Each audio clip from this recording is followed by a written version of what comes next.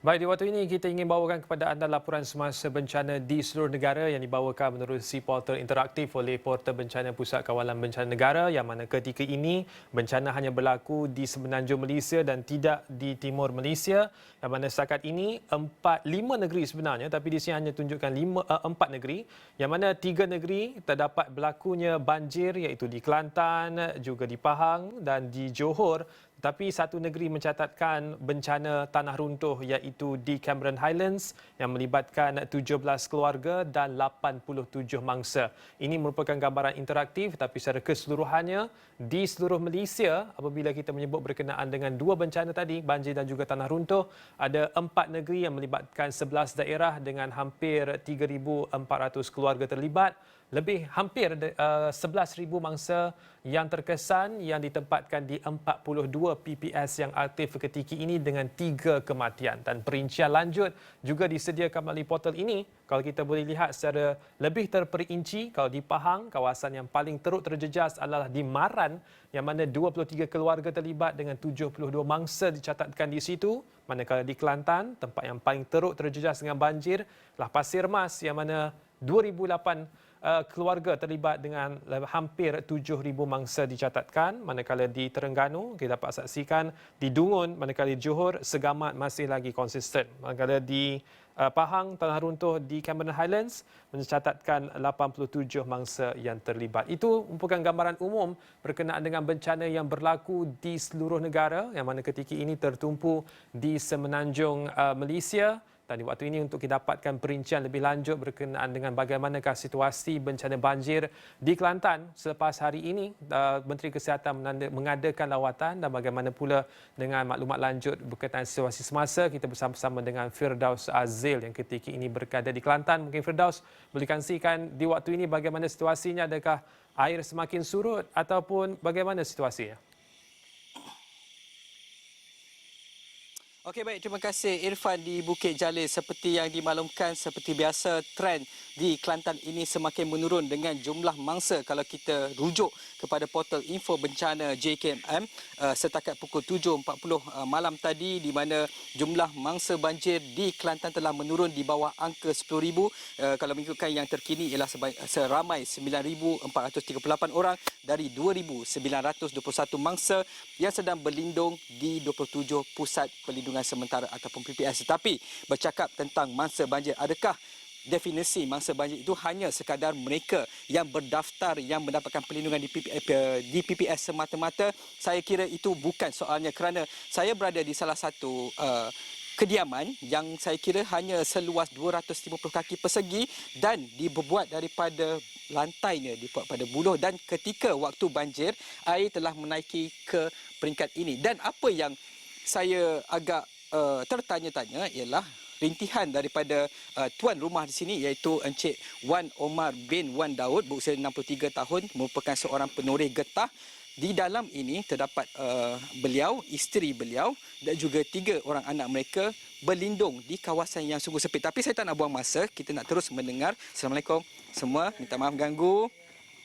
Baik, ini adalah keadaan di dalam rumah makcik. Terima kasih banyak kerana membenarkan kami meninjau situasi di sini. Kita nak terus bersama dengan Encik Wan Omar. Kalau anda dapat lihat di rumah ini, anda dapat lihat lantai yang diperbuat daripada buloh, cik ya? Buloh, dan ini adalah kawasan sebenar. Dan kenapa rumah ini cerah? Kerana kami terpaksa menggunakan lampu daripada kami. Tetapi seandainya kami tiada, memang gelap semata-mata. Memang gelap, tiada bekalan elektrik, bekalan air, hanya terpaksa bergantung kepada telaga. Cik Wan Omar. Assalamualaikum Cik Wan Omar. Terima kasih banyak. Okay. Pertamanya kita nak memahami sudah 3 tahun banjir melanda dan difahamkan baru-baru ini juga kawasan ini juga ataupun rumah Cik Wan Omar antara yang tercicir daripada menerima bantuan, sebarang bantuan. Kenapa terjadinya begitu? Jadi apa tu ada sebab kita tak boleh nak keluar sebab air jadi pula lah sininya. Jadi sini dia pula, jadi kita tak boleh nak keluar mencari barang. Jadi kita terpaksa lah kata tanggunglah beban tu. Dan difahamkan bekalan makanan terputus selama 5 hari, apakah benar? Betul. Betul, 5 hari. Jadi apa terpaksa buat macam mana 5 hari tu? Jadi kita pergi berjumpa dengan kawan kita. Jadi maknanya minta batulah dengan dia. Sekadar kata berah tu lah. Tapi bukan kata pinjam, kita belilah dengan dia tu. Okey. Itu je lah. Tapi dengan sebenarnya kalau ikutkan apa yang saya difahamkan lah, Encik Wan Omar merupakan seorang penerima getah, kalau mengikutkan pendapatan sebulan hanya sekitar RM350. Itu yang saya difahamkan. Bagaimana apabila dengan musim hujan tak boleh nak menoreh dan sebagainya. Bagaimana? Adakah sebarang bantuan? Adakah daripada JKM atau sebagainya? JKM ada sebanyak RM250 satu bulan. Itu je lah. Okey. Dan juga saya difahamkan bahawa kerana beliau berkahwin dengan makcik orang Thailand. Jadi bersalin pun di sebelah sana. Apabila balik ke sini ada kesukaran. Berapa orang anak yang tak dekat pengenalan, Cik? Jadi lima orang. Jadi minta pihak apa ni Pihak berkaitan. pihak berkaitan, jadi nak minta batu lah. Jadi nak minta batu. Jadi nak bagi anak tu bagi boleh sekolah dan nak ada elektrik rumah lah. Okey, nak ada elektrik rumah. Okey. Cik Wan Omar, terima kasih banyak. Saya akan kongsikan laporan ini seterusnya.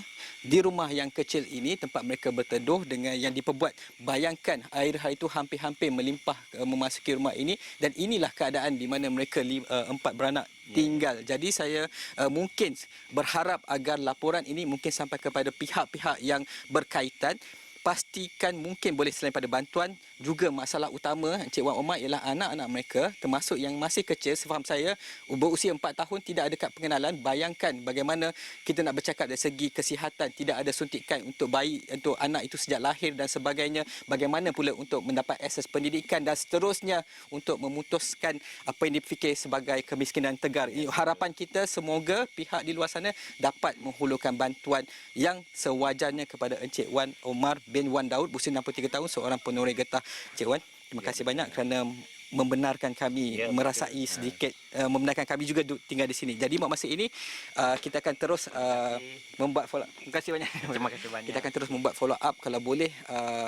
Kita akan terus berada di kawasan Rantau Panjang juga Pasir Mas ini untuk melihat sama adakah lagi kes-kes sebegini ini. Sebab mangsa banjir tidak semestinya semata-mata berdaftar di PPS semata-mata. Ini juga saya kira adalah mangsa banjir yang paling memerlukan bantuan. Sekian saja daripada saya, Firdaus Aziz, dan juru kamera Rizal Rahim dari Rantau Panjang. Kembali kepada Irfan di Bukit Jalil. Baik.